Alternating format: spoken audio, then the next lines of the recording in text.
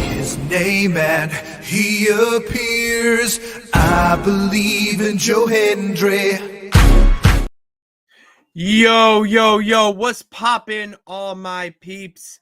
It is I, your host of the most Renaissance man who always thinks he can, and your champion of the peeps, Patty Pitts, back in the Art of Streams for another edition of Pitts and Sara's Wrestling Show, where we take no nights off.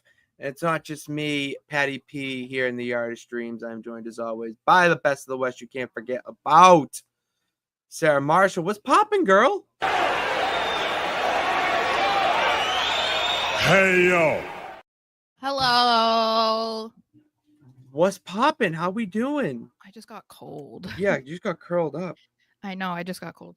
I'm okay. I'm sorry. I'm just dealing with some from work that just like popped up. That's okay. It's been a hectic week because of work, but we're here. And it is it's Thursday already, so we have SmackDown soon. Some news to talk about. It's been a week. It's been quite a week, I would say. Yeah, it has been a week. Sorry, I'm just like, sorry. We will be.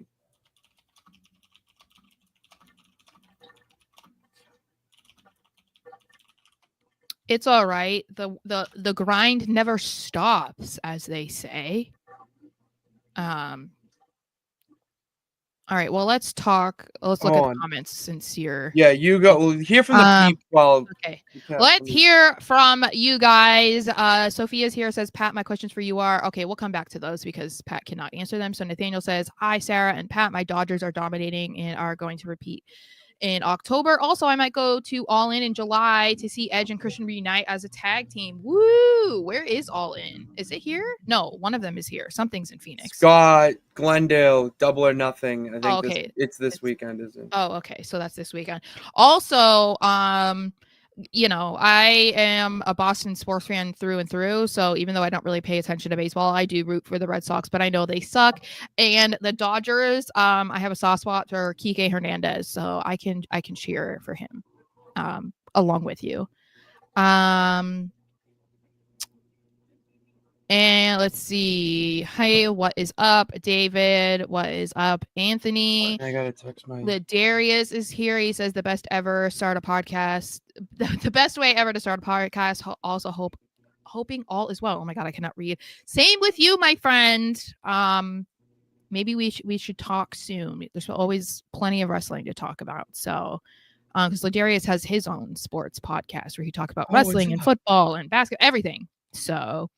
The Patriots got 3 primetime games, Thursday night. Oh shit. Okay. Sunday night and a Monday night game. So, I don't know. It's quite a change from last year where they only had a Thursday night, and from the year before where their primetime game got historically flexed out. Which one was that? Against the Chiefs. Oh yeah. And what is up, Jay? How's it going? All right, we're back. Yeah, we're out of order. We're okay. That's okay. We're a little out of order because shit, it just, yeah, nonsense. Anyway, it's been a long week of just life. Great wrestling this week. Obviously, we have. I'm looking it up because now I'm all sorts of fucked up. What? Honestly, What? I just want to. It's this weekend, right? No. am 90% sure that AEW Double or Nothing is this weekend. I look like a and I'm like, I honestly couldn't tell you. I'm sorry. Fudgicles. Oh, because you wanted to do predictions. God. It's yeah. So like, I'm not gonna 5/25. So So no, it's not. Okay. it's next weekend. It's next weekend. See, like, What a silly goose. I'm just being a little silly goose today. This boof, we can. I could have kept Go it. fuck yourself. That's what I say. You know. Sorry about it. That's how I'm feeling. That's how I'm feeling right now. I miss Ugh. him. Why don't I turn on the heat? Speak those facts, Tama. Speak those facts. Oh, Sophia's question. Let's get to that. Yes. All right. Genres, pretty much anything. My favorite band is of all time is Breaking Benjamin, so that type of vibe. Currently, I like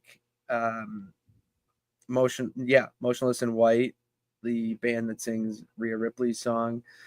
Rap too. Like I've been TikTok has like had music videos of different songs pop up, and you can just download the song right from TikTok to Apple Music. So I've been doing that for a lot. It's pretty good. Tribe on the Move is one song I downloaded. It slaps. I'm not gonna lie. And what are your favorite fast food restaurants? All right, well, I answered the third one, so that works. What are your favorite fast food restaurants? All right. Burger King. You know what's weird with me? I always like eat Taco like Bell. one thing at a fast food restaurant. So when I'm like, oh, I love this fast food restaurant, it's like I love one item on it. But you're gonna get that one, like you get every like, time. Yeah. Yeah. I would go Taco Bell. Is Cat just food. all time. No, it's so good. Rated actually the healthiest fast food. They did. What is Taco Bell? I swear to God, yeah. Well, yeah, because it's like, I mean, there's not a lot of. I mean, They've beefed it up a lot. They've done a lot. I'm telling you, the cheesy gordita crunch. You have a Frito burrito. Where they put like free. Oh my gosh, there's so many. I have only ever had Baja their Blast. soft shell tacos, but that's because I can't eat a lot of the stuff at Taco Bell. No, So. Yeah, you would not do well there. No, I just get like the soft shell tacos with no cheese, so it's literally just like beef and lettuce. That's so funny. But it's like because I can't have corn, tortillas, I can't have cheese, I can't have beans, I can't have sour cream, you know, so it's like it kind of defeats the purpose of going to a like Mexican style fast food You would not do well with Hispanic food, like at all. I can. It just depends on like a fajita. I can build my own thing. You know, like with a taco, it's like I don't need cheese. But like, yeah, fast food, no, absolutely not. It does not work. Oh, I love Taco Bell. Chick-fil-A is like high society, and then it just McDonald's. There's something about McDonald's where their French fries. I used to actually in high school. I used to eat 5 McDoubles. Crunch Wraps are really good too, but I used to eat 5 McDoubles. KFC. Famous bowls. I think I have only had KFC one time in my life, and I was like 8 years old, and it was popcorn chicken. Another weird thing, popcorn chicken is really good. I don't like to eat chicken on the bone, so chicken tendies for life. You know, I do love wings. I'm a big wing. I do boneless, like wings. Boneless all the way. Well, yeah, boneless are great. Like, no, but oh my God, give me a good wing. Barbecue sauce. Hell yeah. Hells yeah. You know what else I want to say? Okay. Hells yeah too? No. Don't be a lemon. Be a rosebud. We are back. Favorite and least favorite things of the week, Sarah. It's been a fun week of not only newsworthy stuff, but also drama going on in the Wrestleverse as well. So isn't there always? That's the point. It's the gift that keeps on giving. So let's just like talk about a few of our favorite and least favorite things, starting with you. What is there? It is your favorite thing you saw in wrestling this week. I really had to dig for something, and I don't know if this is necessarily like my favorite thing, but it's definitely something interesting. It was Tommy Dreamer on Busted Open talking about Cody Rhodes' return and how that might go. I don't think that we have a date of when that's going to happen. I saw somebody on TikTok say like, oh, Cody and Roman are going to be out until July. I'm like, I haven't seen anything that said that. So I don't I don't know if that's true. I believe we did get confirmation that Roman would be out for a bit, but not Cody. Regardless, the assumption, of course, is that he's going to come back and be put against Cena, since he lost the title to Cena. So it only makes sense. But Tommy Dreamer was thinking that maybe we will see, or what he thinks we should see, is like a darker version of Cody, like almost a heel version. And I'm assuming he also wants to see him like dye his hair, just based on what he said, which I was like, I'm into it. But anyway, he said if John Cena, a culture shock. Oh my god, when he did that in AEW for that like one match, I was like, you get so used to the platinum blonde. Yeah, it's such a weird thing, because when he first went platinum, it was like, oh my god, what the hell? And then you get so used to it and you're like, okay, yeah, no, this looks normal. And then he goes back to the dark and you're like, what the hell? It's like, it's such a weird thing. But anyway, so Tommy said if John Cena continues to ruin wrestling, it has to be the perfect scenario for Cody to make the save for wrestling, which I do like that angle. Make the save? Yeah, like to save wrestling. Like that would be Cody's in. You would have to embrace the darkness to save wrestling. No, not yet. Hold on. Let me finish. Okay. But I like that angle, if that's how they're, because he's saying he should come back in a new darker angle unless he's getting put against Cena, is what he's saying. Okay. St. Louis was a great place for Randy, very much heel, babyface 101. I don't mind all the stuff that they did just because of the reactions the live crowd got. If Cody came back like a different look, almost like a darker Cody, I think the fans would actually cheer for him if he came in like a heelish Cody. But I do think if he came in against John Cena, they're going to boo him. So I don't know. I don't know if they'd boo him. Totally. Yeah, totally boo him. I think that there is kind of a weird I don't know that we're in it, that this is weird. I think in general we're kind of in a newer time in wrestling where heels are being cheered for a bit more than they usually are, and baby faces are getting booed a bit more than they generally are. And so I could see a situation where maybe Cody comes back and he's not as well received. However, I didn't see any inkling of his support falling off before Mania. Well, so what? No, I don't know if I broke this news to you, but I subscribe to Fightful Select now. Okay. And it's crazy that we're talking about this, because I legitimately picked up my phone to put on, like, change the TV. And it's Fightful Select. Cody Rhodes isn't planned for a heel turn, even though Rock says they could revisit things. Is not planned? Is not planned. Oh, well, yeah. First of all, shut the fuck up, Rock. You bald fraud. No one gives a shit what you have to say. Secondly, I don't think that they'll do that either. Like, as I understand the idea that like that Dreamer is saying, and I do think that people could get behind him, and that's a thing, because we're in this weird time right now where people are rooting for heels and booing baby faces. So if Cody were to come back and be presented in this darker way and he's supposed to be booed, I don't think that would happen. And that's why it's like, it's a little bit tricky, because Triple H, I think that we have talked about how he has not been historically good at creating massive heels. I mean, if we're talking about it's a fault. I'll agree. The Drew McIntyre has been completely organic, but I wouldn't give that.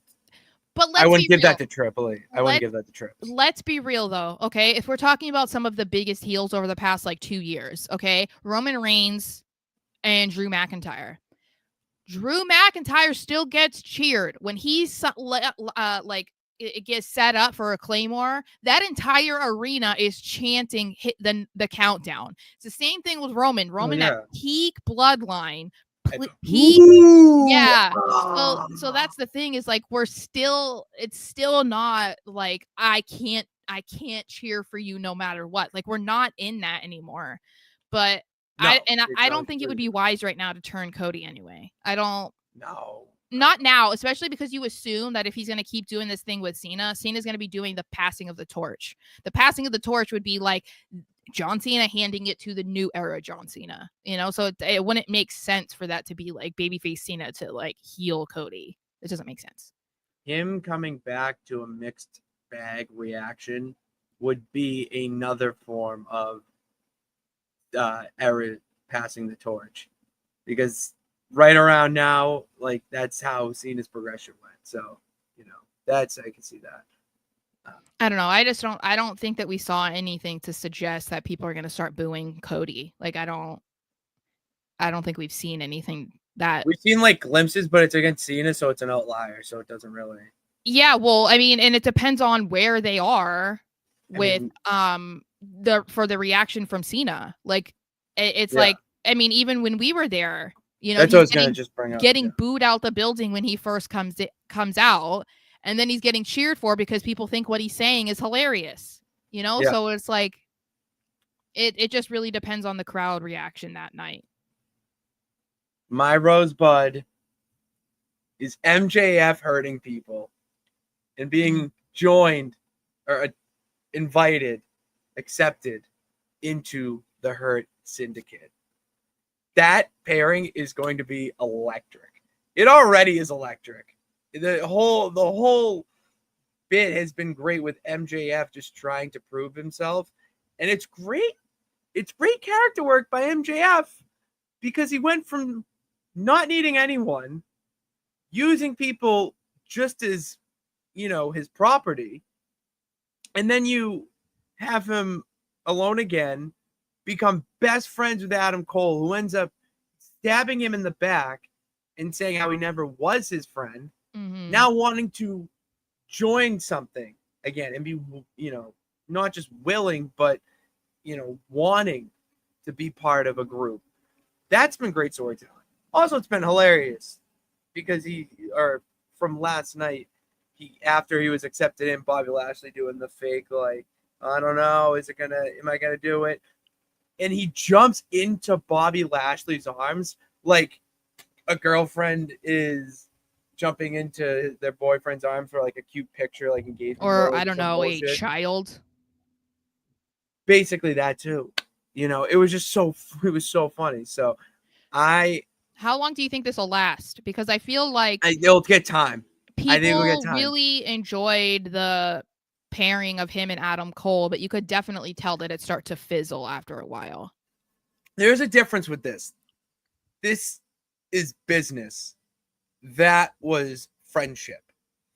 That's the way that they're viewing, or the Hurt Syndicate runs, that it's business. Mm-hmm. He's not in there to be their best friend and part of the family. He's just someone to align with, to do business. And the family's down in NXT. So I said the family's down in NXT. So. Oh, that family. They're NXT. Well, not anymore. So I like that element of it. And if there's some way where they actually do help him get back the AEW World Championship, where they're all holding gold, and it's just a ploy for Bobby to take it off of MJF, I mean, that's some real long-term booking. Mm-hmm. That'd be pretty good, Sarah. So I'm excited. I'm excited for it. And Bobby Lashley and Shelton Benjamin are facing, or will have a match, at Double or Nothing for the tag team titles against either Lio Rush and Action Andretti, or the ROH tag team champions, Sammy Guevara and Dustin Rhodes, the Net. Ugh. That's AEW, man. It's fucking great. It's awesome. What's your lemon? What are you not liking?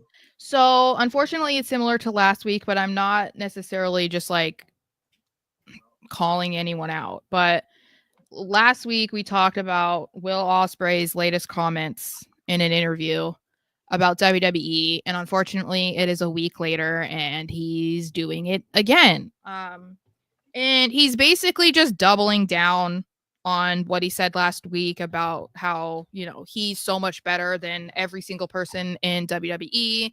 And this time he's now saying that everybody in AEW is way better than everyone in WWE.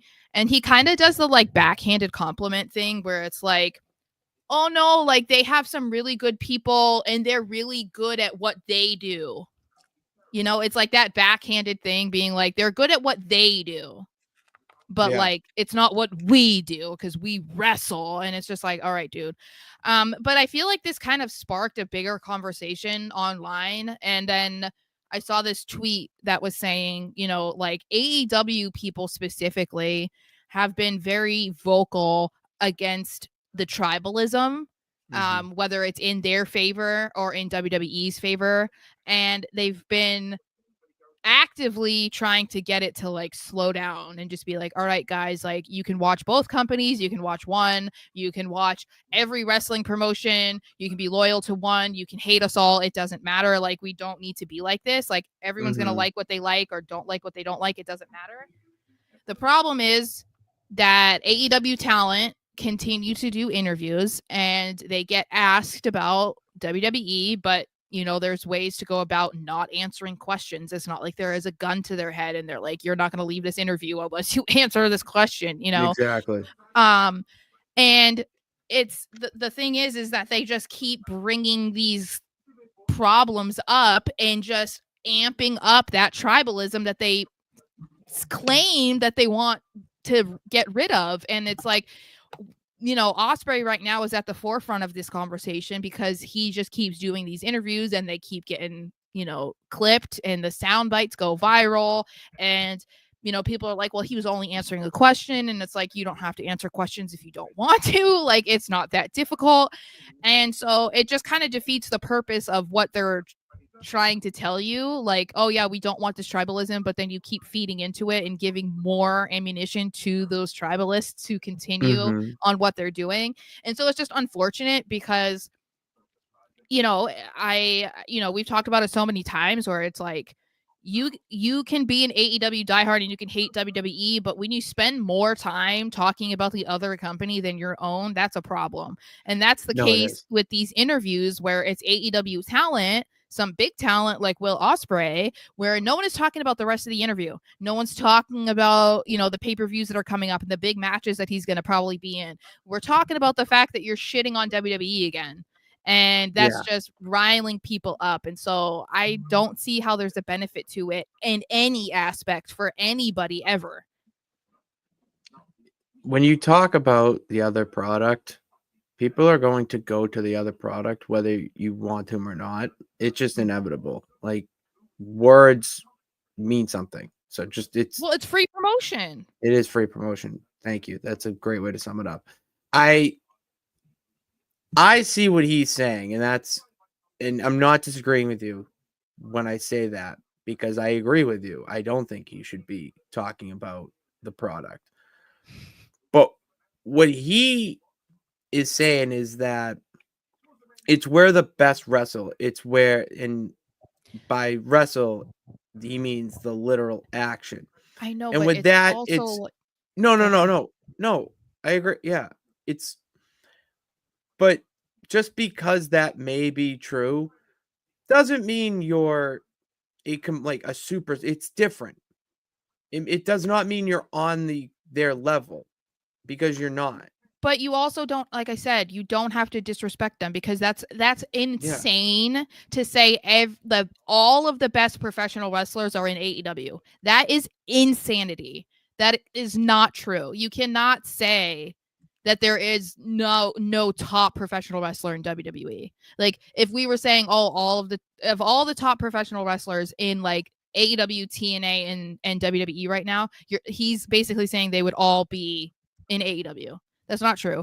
And like I said, I think last week, the irony in that is that like 70% of their talent is former WWE guys. So like, what are you saying? It's like you're saying so-and-so sucks because they're in WWE, but if they went to AEW, all of a sudden they're one of the best wrestlers ever. Like it just, again, it doesn't make sense. There is a way to promote your company and to talk about the competition with, the big fish in the pond, which is WWE, without like disrespecting what they do, you know, because it's like I wouldn't say Gunther is a shitty wrestler, like in that he can't hang with AEW No, guys. Of course he he did could. shout. He did shout out. I know, but Gunther, again, though. it's backhanded because it's like, oh, they're good at what they do.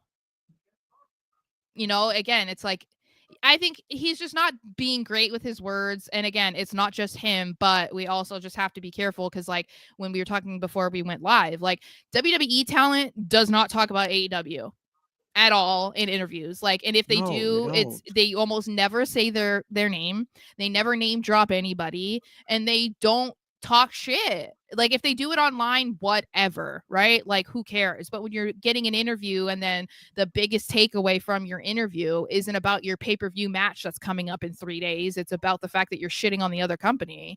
Like, you're doing it wrong. There you are. Cry if you need to. Sorry, you're doing it wrong. Just made me think. My lemon is the IWC and their stupidity. Okay. It's brain rot sometimes, and I do love my peeps in the on social media and whatnot, but you know, pick the people you hang out with. You get that ability. All right. Just it's terrible. Some things I read.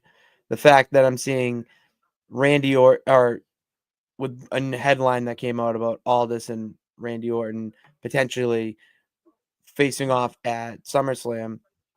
Someone quote tweets it and says that, oh, Randy Orton is basically a jobber now. It's like, okay, do you not understand what the definition of that word Well, or that's why term is? that's why Like, wrestlers are not thrilled about all of the like wrestling jargon being used by fans now. That's why like a lot of them are not happy about us being given so much access behind the scenes, because then they'll drop a word like jobber or Barry or this or that, and it's like you don't even know what you're talking about yeah, 90% of the time, and that's just another example. So yeah. Because it's also, frustrating. if he goes against Aldis, are you really implying that Randy would lose? Like what?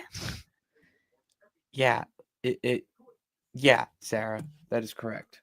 Like, it's short and sweet. That's my lemon. All right, short and sweet.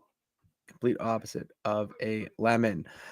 Comments. What's up, VPSR? I don't know what that is. My rosebud is the mic dropping and the banger match.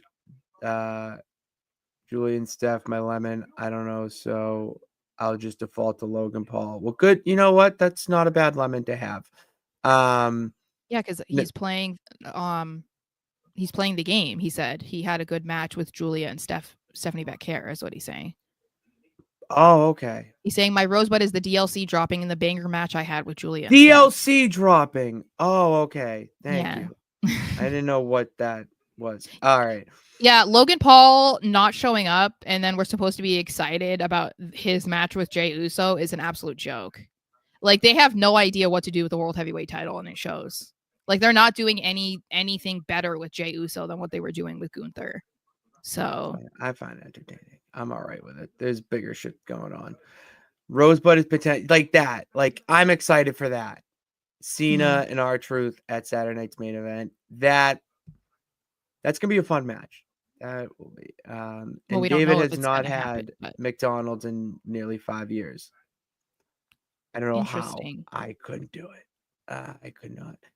Do you think FTR will beat the Hurt Syndicate for the tag titles? You know, maybe eventually, but not soon. FTR's getting in Nigel McGuinness and Tony Schiavone's business, which I don't know how I feel about that. That could be a lemon too. Stokely Hathaway with FTR, I'm all right with it because I like Stokely Hathaway. He's hilarious. He's a little shit. He's a little shit manager. A little scotch. All right. So it's time to go around the Wrestleverse, Sarah. So let's strap in and oh yeah, we're not talking about Double or Nothing. That will probably be next week. Where do you want to start? Let's we already talked about it. So let's just talk about it right now. Randy Orton is rumored to fight Nick Aldis at SummerSlam. Just a rumor right now. Nothing has been confirmed. But my question is, are you interested? Do you want to see this match? I mean, I'm not interested in it necessarily right now, but that's because we haven't really gotten any reason to, though. Like, just because he RKO'd them all last week or whatever it was. Like, it's been too long since they've had like any real interaction or hint at this potentially being a match, because that's what we thought was going to happen at Mania, and then obviously they shifted to Kevin Owens, and then it ended up being Joe Hendry. So they've kind of laid off of this whole thing between Randy and Aldis. So I need to see more from it. I mean, is it going to be something that I would say no to? No. You don't think we've got any you do not think that there's enough build already? No, not yet. No, Okay. Not for Saturday night's main event. Or, I mean, if you're talking about August, then yeah, like, yeah, that's what I mean. Yeah, I'm saying right now, if it was going to be like SummerSlam next weekend, I would say absolutely not. So Saturday night's main event. Yeah, we'll say. Yeah, like, I'm just saying there hasn't been enough build up for me to be excited about it right now, because that was what you asked. You asked if I was excited. I'm not. All right, no, I asked if you like Randy Orton, all this at SummerSlam. Are you excited? Oh yeah, if that is again, not right now, but correct. I think that they can have like a decent build up. I mean, I do think it's interesting because it seems like Aldis likes his role as a general manager. So I wonder if he does have this match with Randy, does that mean that he wants to get more into wrestling? Like, or is this just going to be a one-off? Because I think Randy fans are going to be upset about it, because there's a lot of them that did not love that he was against Joe Hendry, which I still think is kind of ridiculous, but they are probably not going to be thrilled about him facing a general manager, because a lot of them also do not know Aldis's extensive history as a professional wrestler. But they might see it as like a downgrade. But I think that, it's something that they can touch on over the next couple months. Like, it's not something that needs to be made obvious next week or even in 4 weeks. There's 3 months until SummerSlam. So there's plenty of time to get us interested, and plenty of time for them to explore other things in the meantime for Randy. There's been a lot of interesting, fascinating interactions between Aldis and Randy already. It would have made sense for WrestleMania because it's heat of the moment. He needs an opponent, and Randy Orton just RKO'd him. So, like, okay, quick, easy, whatever. Mm-hmm. But if you're going to do this now at SummerSlam, okay, there needs to be a bigger reason, a bigger why for this match to happen. And it can't just be because he RKO'd him twice and for, last week. It needs to be like, you got to stop this, or yada, yada, yada, and like back and forth, maybe, a little bit more friction. Because right now, just like, all right, it is whatever. Like, every time he's RKO'd him really hasn't been a big enough reason to start something. That's what I'm saying. So, but I do want to see this, and I can see those RKOs building towards something else. Do you think one of them has to turn heel, though? No, it just is what it is. Okay. Well, because he's already an authority figure, but so it's not heel. Still, see, the thing is the problem I have is just like, how do we get to a point where it makes sense for them to have a match unless there is some sort of grudge between them?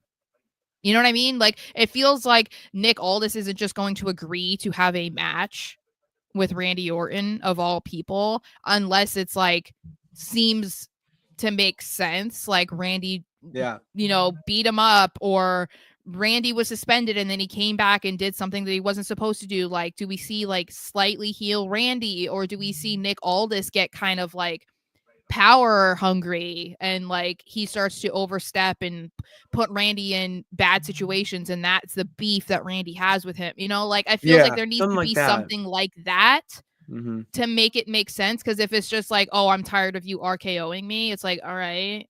Like, that's not enough. I'm gonna RKO everybody out of nowhere. I'm gonna continue to do it.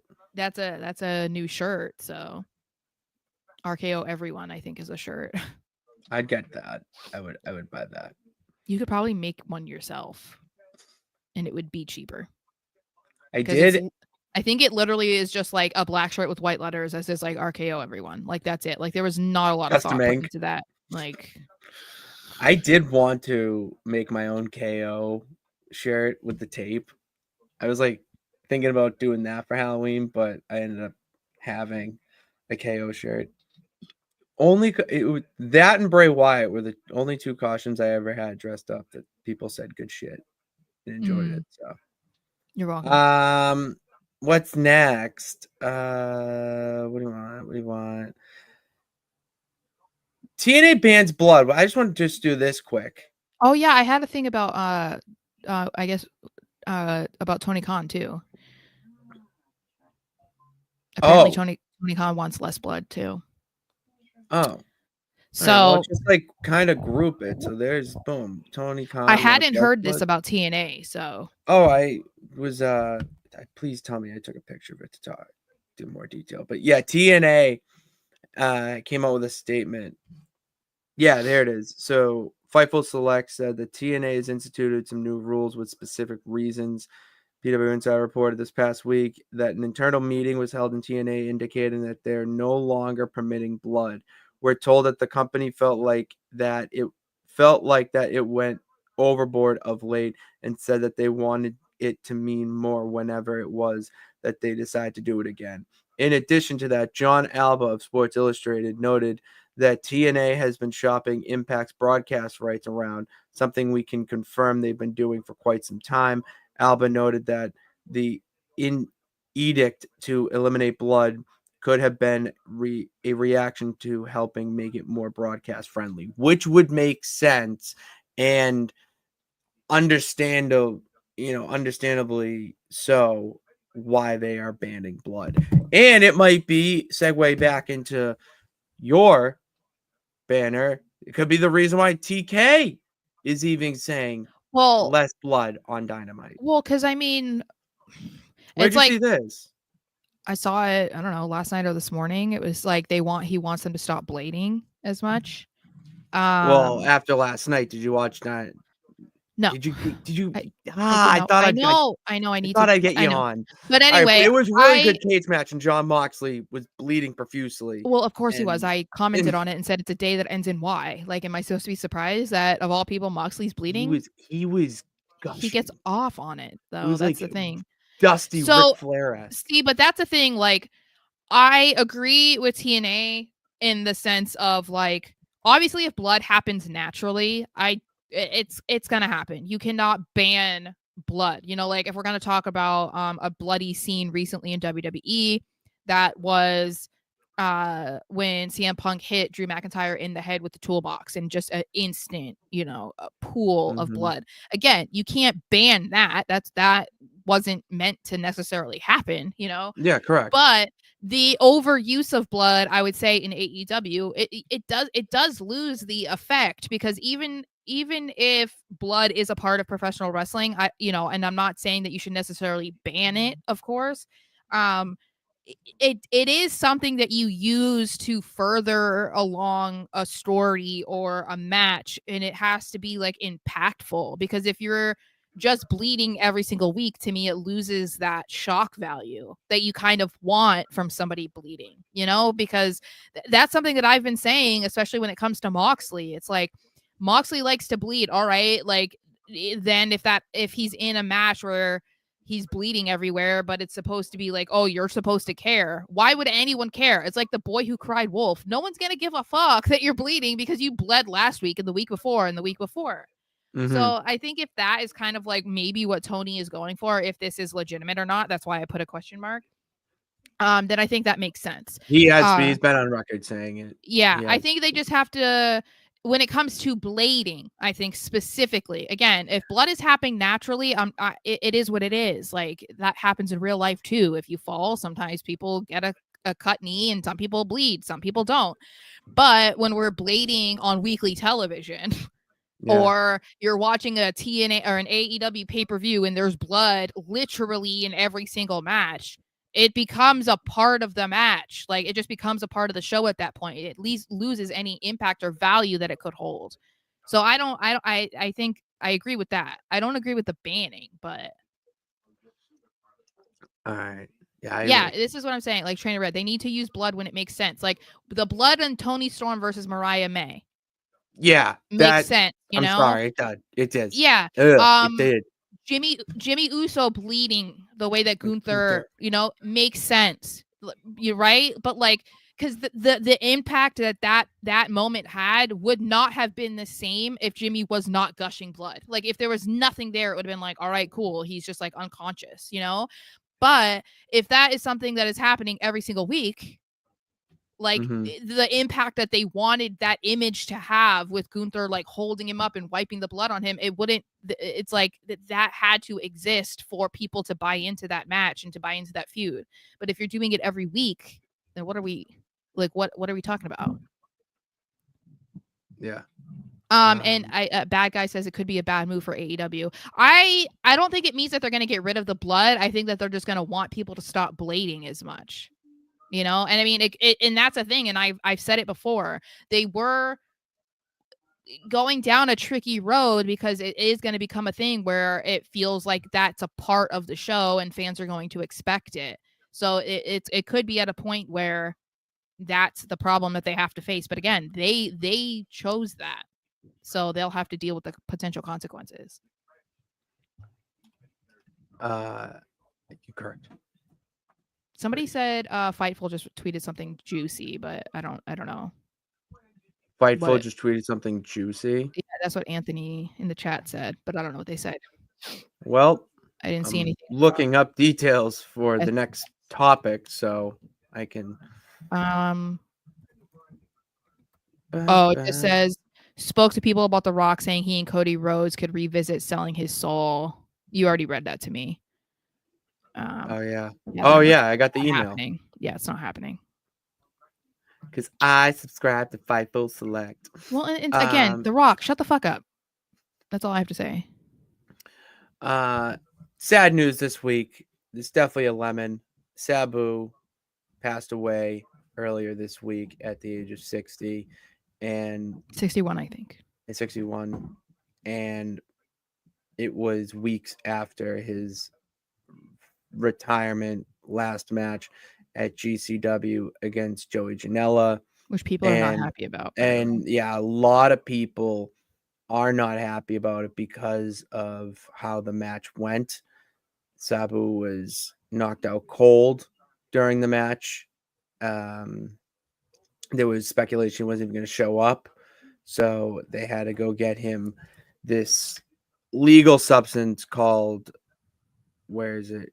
Kratom. Yeah, but they still like gave it to him forcefully. Like, he took it. So that's what I was going to say, is that Janela took to Twitter to air his grief because he's getting a lot of heat for this.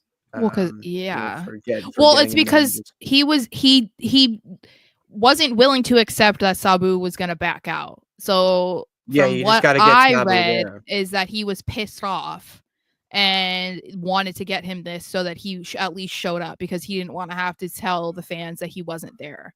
It's just a really bad look when the guy is like 60 years old and then a few weeks later he dies. Like, it's just really bad.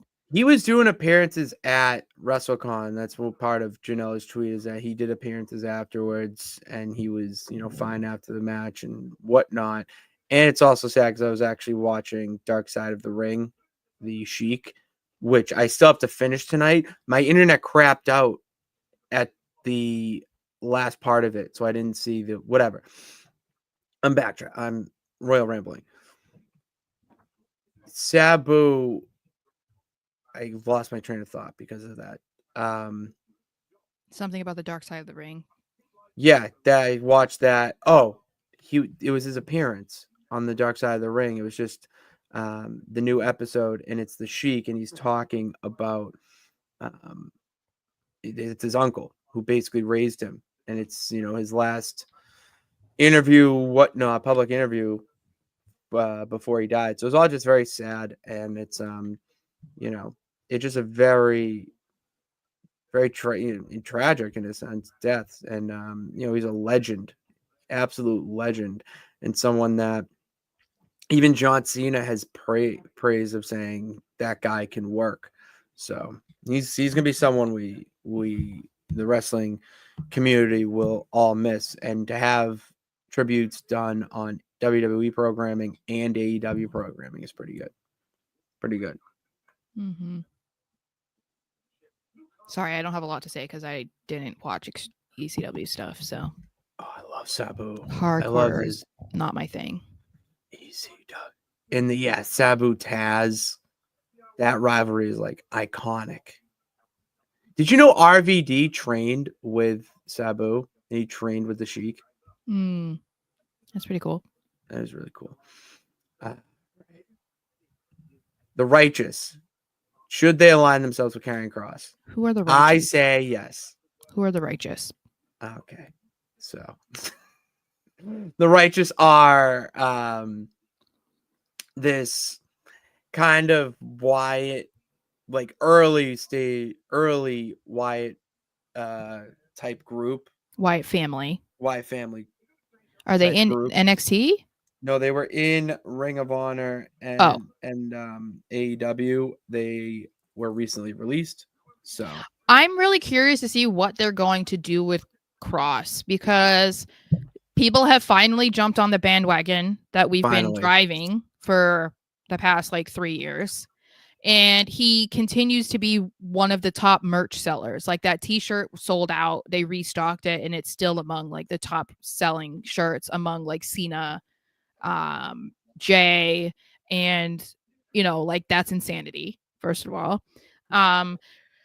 But he over the past couple of weeks, he got one of those interviews on Raw, but it was during the commercial break. So like, unless you have, the commercial free Netflix, you didn't see it. Bullshit.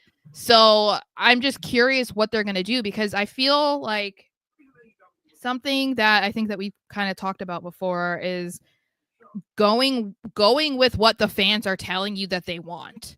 And I feel like the fans have been very vocal when it comes to that, wanting to see Karrion Kross on TV, wanting to see him cut promos and have him involved in some sort of storyline. And I don't think that they're necessarily saying, oh, he needs to go and be in the world heavyweight title picture, or he needs to be facing Cena. Like, people aren't really saying that, but they're clearly telling you by the reaction that he gets. I mean, we were there when he was eliminated from the Andre the Giant. That place got loud. Yeah. So it's like, there's that. And then the reaction he gets when he's cutting a promo, the reaction he gets when he's in a backstage segment, the fact that his shirt was selling out and is now among the top sellers. Fans are telling you what they want. And it's unfortunate when they just continue to sit and not react to that, because we were just talking about, missing the opportunity of Otis versus Chad Gable. Like, you don't want this opportunity to pass, and then by the time they're like, let's push Karrion Kross, maybe that bandwagon isn't as hot anymore. It's not fair for him, for all the work that he's been doing on screen and behind the screen, and getting so many fans behind him. All the fans have been behind because of the work that he's been doing on social media. Those promos, like, he's making the most of his minutes. That's what's making him so popular, is that he's making the most of every little bit of screen time that he has, even if it's 20 seconds, 30 seconds. They're all quasi connected. Well, and he's doing, I would say, something that I don't think that he necessarily started it, but I feel like he kind of made it more, I don't know, mainstream. It was like Zack Ryder taking advantage of the social media traction that he would get. I feel like a lot of wrestlers who are kind of in a Zack Ryder-esque spot will utilize their platforms on Twitter, Instagram, YouTube, whatever, TikTok. Like, they will continue to post promos or anything that they possibly can to bring attention to themselves, and hopefully like get fans to check them out or to support them, because obviously that then gets back to the guys in the front office who are in charge of putting these guys on TV.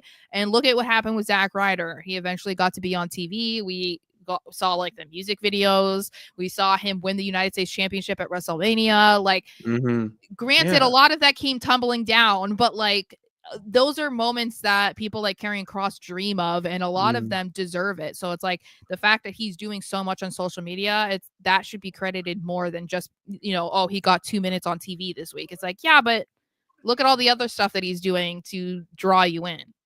Exactly. He makes you want to follow him. Mm-hmm. I don't see Kross being the third man.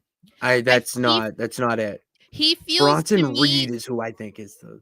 That would be interesting. But I think Kross is somebody who it's like he would have to be the leader in a group. That was kind of like this, with the Final Testament. It's like he wouldn't follow somebody else. And it feels like if he were in that group that he would have to be following Seth or Paul Heyman. And that's not his vibe. It's not.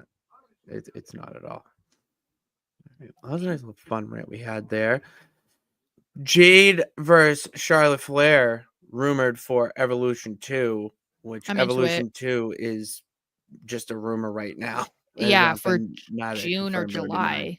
I think July. It has Money to in the be Bank. July. No. Atlanta. What are they in Atlanta? It's Saturday night's main event. They would want to do it Saturday night's main event. I read.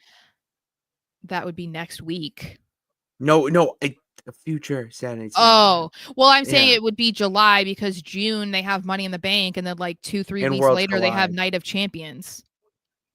So they're not going to put Saudi, Evolution right? in June. Yeah.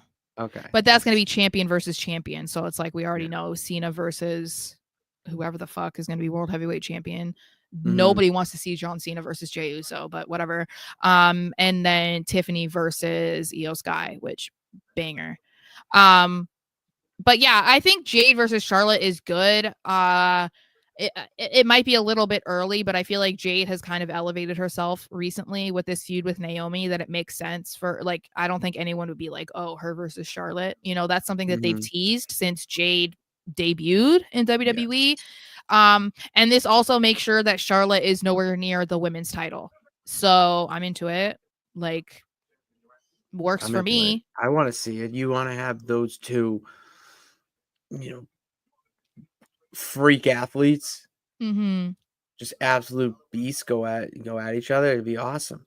Well, and I saw too, I think it was Wrestle Votes. And again, you take what he says with a grain of salt, just because, whatever. But he was saying, I think that Evolution, if it does happen, that it's sounding like it'll have like 7 or 8 matches, which I think is kind of crazy. And also makes it seem like you're going to make them hella fucking short because you just put on a Backlash pay-per-view with 5 matches and that was still 2.5 hours. So if you're saying 7 or 8, that feels like you're going to, which would also, he said, include a battle royal. Fuck a battle royal. That is such a Divas era. That's such a Divas era thing. I don't like it. Depends on who it is. Depends on who's in it. It's going to be all the girls who don't get a main match. So it's like a Divas era thing. NXT? Is it Evolve? I don't know. Like I'm okay with a battle royal being the, I would say lower card of NXT. If it's like tomorrow's talent, yeah. I mean, in that regard, sure. If it's being promoted as like the stars of tomorrow, then sure. But I'm just saying a normal thing, if it's like, oh, here's all the mid card girls who don't have a match, let's put them in a battle royal. It's like, no. You don't want to see Michin or B-Fab in that battle royal. Well, I want to see B-Fab or Michin in like a tag team match or in a singles match. I saw a clip from the Divas era where it was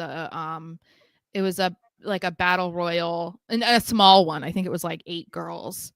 And I can't remember this chick's name, but I don't remember her at all. She was like a girl that looked like she worked at a 50s diner. And I was Cherry.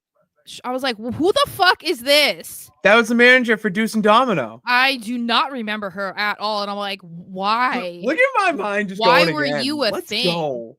And this was like very early in Michelle McCool, Layla. That's when she was the teacher. Their careers. Yeah, that was when Michelle McCool was she had the teacher gimmick with the ruler. Yeah, Cherry, let's go. Yeah, it was like, I was just like, who is this chick? Like, what? She's awesome. She used to come out on roller skates. They used to come out in a pink pink. I know the car. Someone will say the car. A Cadillac. Thank you. Yes, it was a pink Cadillac. Thank you. Yeah. Anyway, I did not remember her, but that was just like, that was a battle royal that was like to become a #1 contender. But again, it was like, it was younger girls. It was like the only one that people really kind of cared about at that moment was Kelly. Like Everyone. Ivory was in it, but again, no one cared. But that's the type of thing that I'm like, I don't want to see that. Or the ones that used to be thrown onto the Mania pre-show. It's like, no, I don't want that. But Jade versus Charlotte, yeah. I think that would be good, and it would be cool to see. Because again, it's kind of like today's star versus hopeful who WWE wants to make into a big star. But that's why I also kind of want to see something with Bayley, Becky, and Lyra. Like I feel like that is like those are two really good matches to be like already talked about for Evolution to come back. They do, yeah. I love that gimmick. It was 70. It was 50s, not 70s. Yeah, it was definitely 50s. It was 50s diner. 50s, 60s maybe. Yeah. Because of the Cadillac, that would be like a throwback to Elvis. But yeah, no, that is like it's like Grease. It's supposed to be like in the 50s. I love Grease. Grease is my favorite movie. Is it really? Yes. I know And the the whole reason- Grease lightning dance. People always like shit on me for that being my favorite movie, but the thing is, when I think about my favorite movie, it's a movie that I can watch at any time and still enjoy it. That to me is like what my favorite movie is. It's not saying it's the greatest movie ever made, but it's like anytime I'm flicking through the channels and I can't find something to watch and I see Grease is on, I'm watching it. I don't care if there's only 15 minutes left, I'll watch it. I've seen it 8,000 times, but I'm going to watch it, So to me, that's why it's like, that's what makes for your favorite movie. How does it not? Do you know what my favorite movie is? No, I do not. Night at the Roxbury. Okay, see? And that's the thing. Favorite movie, I don't want it to be a sad thing either. A favorite movie, it's like you can appreciate like Ladder 49, great movie. Horribly sad. But like, oh yeah, and I'm not going to choose to watch that. If I want a movie to make me feel good or like make me happy, it's going to be Grease. So exactly. Like yeah. I watched Night at the Roxbury to flash back to when I watched it in kindergarten and how it just was so ridiculous. Oh my gosh, I was a child that would sit and watch Grease over and over again, and I would put on the dress so that I could dance the entire movie. Oh, you're in it. You're in it with them. Yes. I was the real dance off champion. Obviously. Yeah. It's a good movie. Mm-hmm. I had this loaded up. So I kind of alluded to this on the Raw Rewind. Mistake. His last name is Shapiro, is it not? That's why I just Shapiro. Oh my God, Pitts, you just dumb. How do you spell you dumb that? Fuck Shapiro. So it's just IRO, not RI, not what is it? RIO. Oh, it's IRO. Yeah. His comments are fucking stupid, by the way. His what? His comments are stupid. Yeah. Mark, let me redo that then. All right, there it is. Now you can cut the clip, Sarah. Okay. TKO president Mark Shapiro made some comments the other day about ticket prices to I think it was at a JP Morgan conference, saying that WWE has tremendous upside in global partnerships, tremendous upside that we already realizing on ticket pricing, tremendous upside in site fees, dynamic pricing, yield management, all areas we're really pushing in on as it relates to live events. And as you see from our first quarter, our margins significantly expanded as it relates to WWE live events. An amazing place to be. Yeah, because first of all, you're using dynamic pricing. That's part of the problem because you're allowing Ticketmaster to charge people $5,000 for a ticket that is face value $250. That's the problem. Secondly, you smash your quarter one percentages because, again, you're having people pay $40,000 a night to go to WrestleMania. What are we talking about? And the thing is like all of this stuff could still be happening if you were allowing people to afford to go to your shows. If not, you'd be making more money because more people would be going the money that they save by buying a ticket, they would then, buy to either get more people or more of their friends in the door as well. They would buy more merch. They would buy more food. Like they would be able to afford more shows to go to in the future instead of let's plan our yearly trip around only going to WrestleMania. Yeah. To me, that just defeats the purpose. Don't you want them to go to multiple Raws and SmackDowns and pay-per-views throughout the year? Yeah, it's getting to the point where it's becoming a burden, and with John Cena's last match being December in Boston, I already am having anxiety about Good ticket luck. prices. Yeah, good and fucking luck.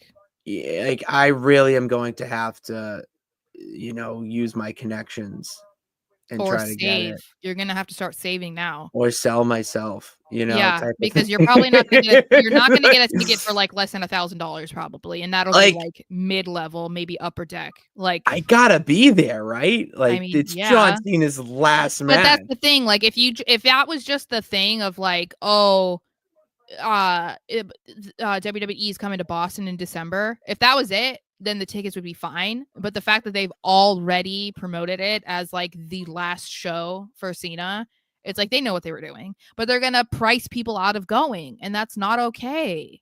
And that's the thing that I Yeah. don't really understand about WWE. Like, I get that there's this partnership and whatever, but the thing is if it's really a partnership, then you should be able to have these conversations with them instead of everyone acting like Triple H and WWE have absolutely zero say. If that's what it is, then tell us that's what it is. Like, instead of acting like it's a partnership, no, it's an ownership. That's what you should be telling us, because based off your behavior, that's what it's looking like. Because again, you're pricing people out, and more people are talking about it. I mean, even like big streamers and stuff are choosing to not go to WrestleMania. It's like, that's Denise not a good Soldado look. didn't go to WrestleMania. She streamed it. SRS didn't go, and I don't know if Wheezy went. Like, there's a lot of people who did not go because they could not afford it. Wheezy and No, she went with a group. She went because she was working with a brand. Oh, I'm sorry. Okay, Yeah, she went because she was working with a brand, so that's how she got a seat. But that's what I'm saying. Like, that was her way in. She didn't buy tickets to go. She wasn't going to go unless she was working with that brand. So it's like, that's not great either, because they have really big platforms and you use them in these videos of, reactions to a big moment that happened on Raw or SmackDown. And the fact that you're promoting them is then getting more eyes on them. And then when they're talking about how they can't afford to go, that's to a lot of people that they're saying, hey, I can't afford it, which means you can't either. Not great. Pitts needs to sell his soul to the final boss. Apparently. I mean, like, if that's he how we're probably gonna would do it. too, because he likes bald frauds.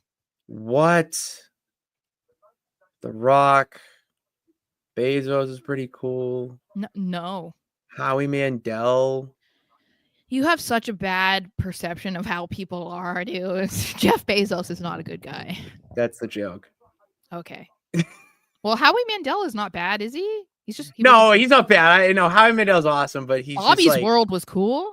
No, he's cool, but he's like a wicked germaphobe to the point where he used to be. I don't think he is anymore. Like, yeah. We would not vibe well, not because of, we wouldn't like each other, but I am not like it. If I'm going to get hit with it, like, type of thing, like, I'm good. I'm living. I don't think he's as much of a germaphobe now, because it was like ruining his life. I mean, yeah, I think if you survive COVID, you survive anything else, honestly. Yeah. And yes, sorry. Yes, that's the thing. That's the problem too, right? Like, I used to go when I was going to shows, a lot of shows between 2010 and 2013. I used to buy platinum tickets through Ticketmaster and get front row for Raw, like basically where green shirt guy sits. Yeah, because he wasn't a thing yet. And I think the most that I ever paid was like $400 after fees. And that was a lot of money back then. If you could get front row for $400 for a Raw now, you would get a bargain. So it's like, it's not fun anymore to be like, oh, they're coming here. And it's like, yeah, good luck getting a ticket where you can actually see them, because otherwise it's just like the bad guy said. It's like, it is better to just watch it at home at that point, because like, that's how I view it. Like, I want to be able to see them, or like I want to be able to be like with the fans and stuff, but you also don't want to be like so high up that you can't really see or you can't really hear. It's like, otherwise then just go watch it at home. Like, it's not going to feel any different, but that's just me. Watching it at home does hit too. Like, Oh I'm yeah. happy. Like, it adds another element to it. We had that- so much. We had fun at the watch party for WrestleMania. The watch party Night was 1. great. And it was like, yeah, that is just as fun or probably more fun than being at Mania. You know, like, you can leave your seat, you can get food, you can go to the bathroom, you can still, like, there's still that vibe of fans reacting. So it's like you don't feel like you're just sitting at home alone and, you know, watching the show on your couch. It's like, that seems more fun to me than that. Because then, did you see all those videos of people posting like 70,000 people trying to get out of the stadium after Mania, and it was like they couldn't walk? I did see. No, I did, Sarah. I bless you. I did see that. Yeah, it was pretty bad. But I had PTSD. I had PTSD in that moment from when we were trying to leave 40, and that. Yeah, they don't give a fuck about what happens to you when the show is over. Oh no, you bye-bye. See you later. No, they're like, oh, you're trying to find an Uber? Good luck. Rey Mysterio mask, $5. Yeah. Rey Mysterio mask, $5. This year it would be Penta mask, $5. Penta mask, $5. Rey Phoenix mask. Dragon Lee. Oh, Grande Americano. Yeah, $5. $5. And yeah, the WWE does not seem that interested in bringing back Matt Cardona after it was the news broke on CVV today. Which go watch that interview. Like, anyone watching this, listening to this, whatever, go listen to that interview. It was absolutely incredible. Both CVV interviews this week were fantastic. Matt Cardona was today, and on Tuesday he had Joe Hendry. So I mean, like, you can't really beat Say his name and he appears. I believe in Joe Hendry. That scared the shit out of me, dude. I said his name. What do you want me to do? I was scrolling on Twitter really quickly, and so then they'll like say his name. Like, I literally jumped. I'm so glad that I was not on camera because that scared me so bad. I said his name. Oh, I don't know what you want from me. But go check those out. They were incredible. And yeah, Matt Cardona told CVV that he has reached out to WWE multiple times and that they have responded back, but they are not interested yet in bringing him in. I am on your side that, yeah, it does suck and we should. However, with the current landscape of how things are going, if he was to come back to WWE, it feels, at least to me, it feels like he would be benched type of thing. If he's going to come back, I want him fighting for the WWE Championship. Well, I have two things. One, I would say I would agree with that because I feel like there are too many heavy hitters right now that are like involved in each championship, and obviously the reason for him to be doing what he's been doing in the indies and AEW, TNA, whatever, is because if he were to ever get back to WWE, he would want to be treated like a main eventer. He wants to be on posters. He wants to be like selling all the merch. Like, he wants to be on Raw every week in the main event. Like, that's what he wants to do. And I think that if he were to come back right now, especially with Cena and Punk and Randy and Drew and Jay and Gunther, it's like all of these guys right now are in that main event scene. And I don't know how he would break through those because, like, those are WWE lifers, you know, I mean, minus Punk, but you know what I'm saying? Like, Matt Cardona is going to come in and be really exciting, but I think that he would have to go to NXT. I think that is where he could potentially thrive, kind of similar to like Ethan Page or Ricky Saints. Like, that would be his way to like kind of getting that recognition as like the NXT champion. But I still don't know that that's what he wants. You know, like, I think that he's going to have his eye on the prize, and it wouldn't be cool to come back if then he's like going after the US title again. Like, that defeats the purpose of taking time away and trying to develop yourself as Matt Cardona and separating yourself from Zack Ryder. So I do agree on that, and I think that I'm sure he probably knows that as well.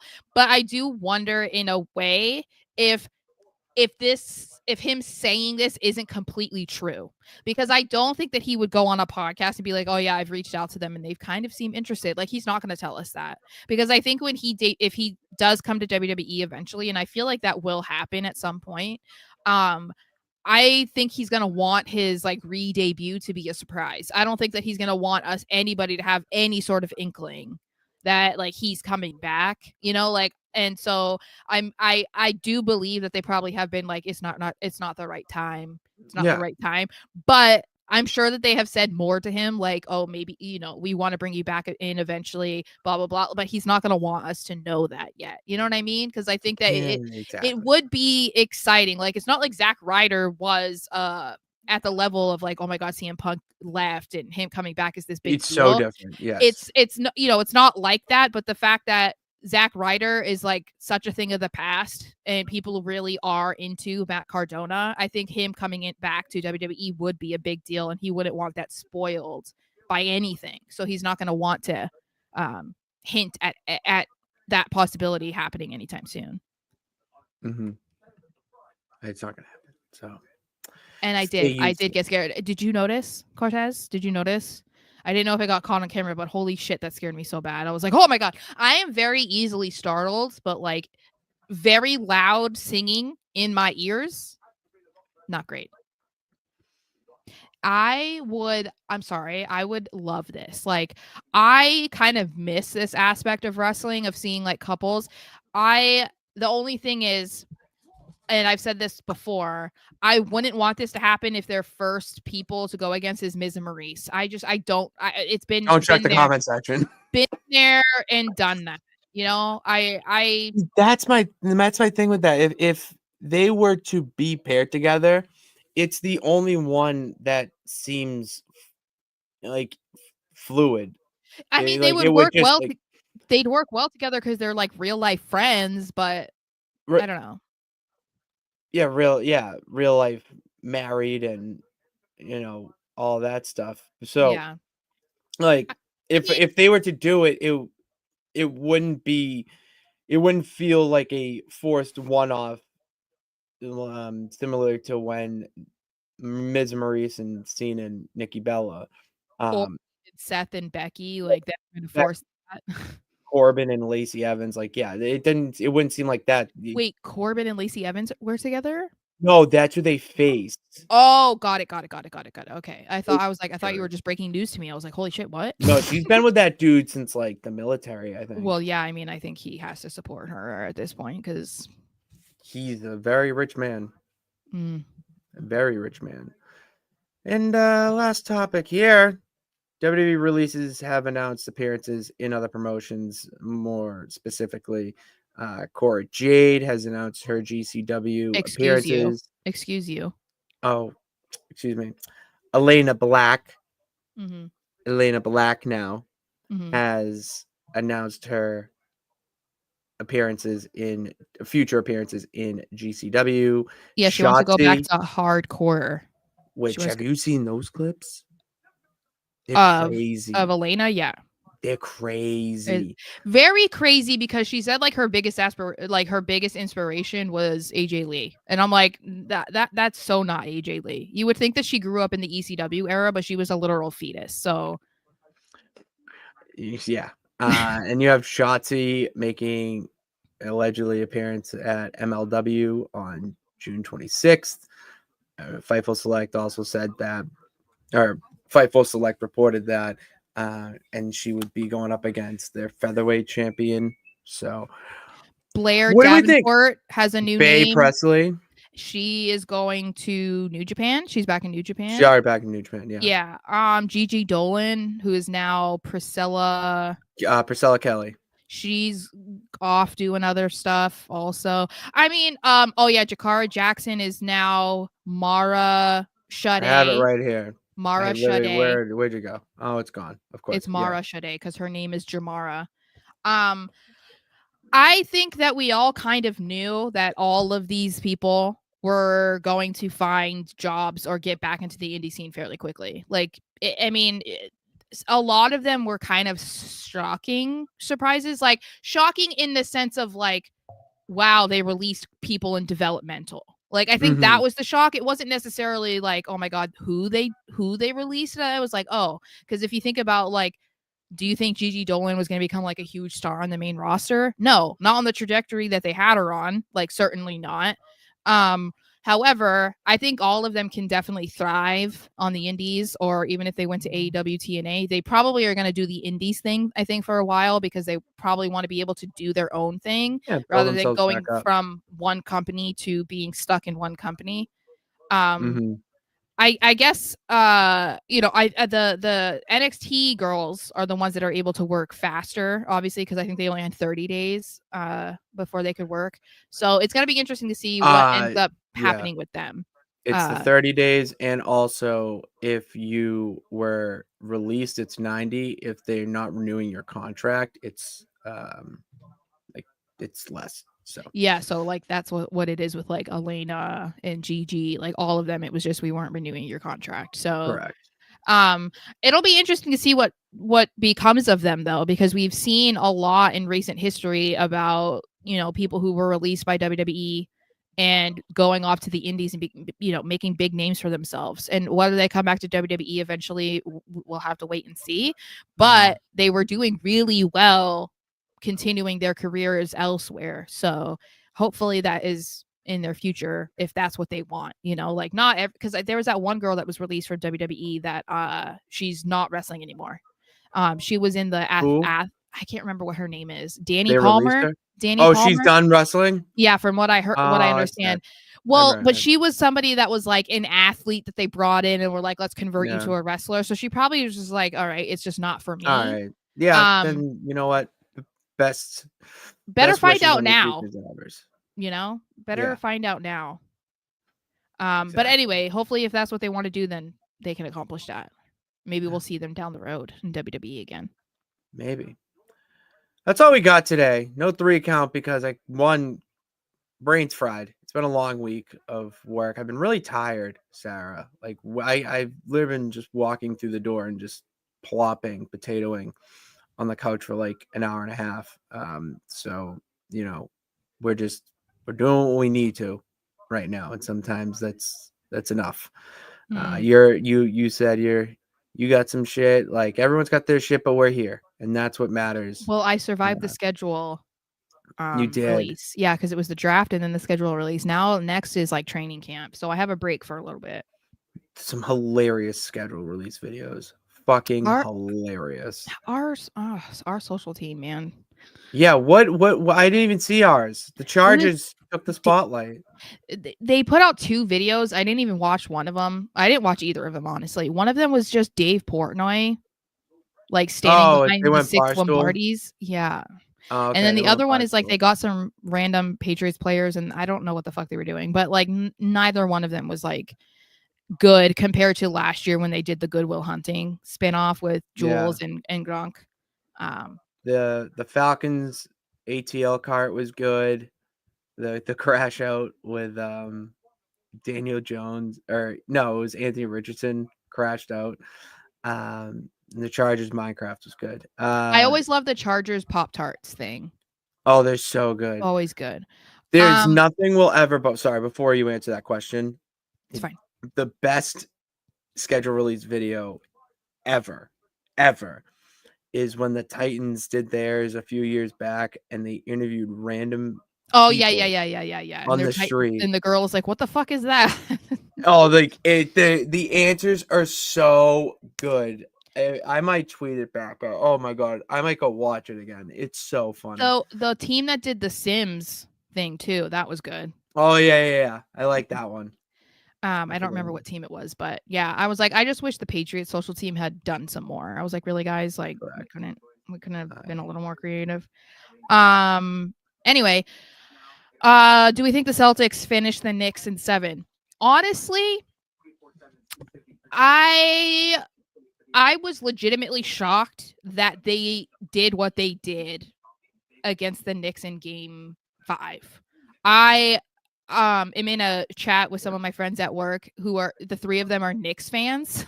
So the second that Tatum went down, I was like, congrats on the series. Like I was just immediately like, we're done for, you know, like I don't see it happening. But the way that the Celtics rallied and played, I was like, oh, okay, that's kind of crazy.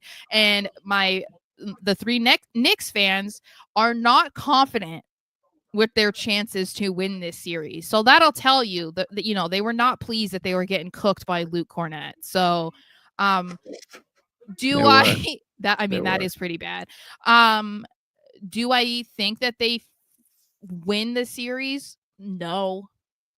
I'm just kind of like, I'm just happy that they didn't go out like chumps in game 5. If they get taken out in game 6, it is what it is. Like, it sucks, but I mean, they choked 2 20-point leads in games 1 and game 2. I mean, they should have swept them. It should have been like 4-0. That's what it should have been. And they didn't do it. So he did not, unfortunately. I'm just hoping that the Celtics legitimately played well in the last game, and it wasn't like the Knicks didn't want to win the series in Boston. Yeah, no, they did not look good.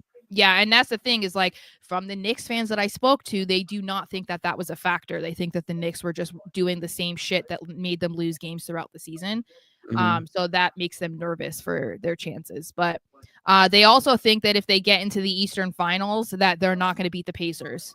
So it's like, I don't know what would be easier for them, like taking a loss to the Celtics down Tatum or getting brutally beaten by the Pacers in the finals. I don't know. If I were a Knicks fan, I don't know what I would prefer. But yeah, I don't know either. Yeah. I mean, the Celtics are fine. They won last year. Next year is going to be a shit show because Tatum will probably miss the entire year. So we'll see.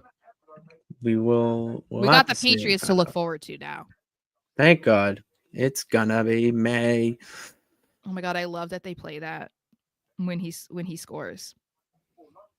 I talked to the guy that like makes the that's on the PA or whatever at Gillette, and I was like, oh my God, someone said that this is happening. Are you really doing that? And he was like, yeah, we are. And I'm like, hell yeah, brother. I was like, can you do that for his entire career? I need it. They should. Yeah, it's too good. That's all we got today. Long show, as I said. Thank you for tuning in. We'll be back. Make sure you hit that subscribe button and bell notification to know every time we go live and post a new video. Follow us on TikTok. No Nights Off Show. Follow me and Sara on Twitter. X at Patty Pitts and at SMarshXO. Follow me on Instagram at Patty Pitts and on TikTok at Patty Pitts as well.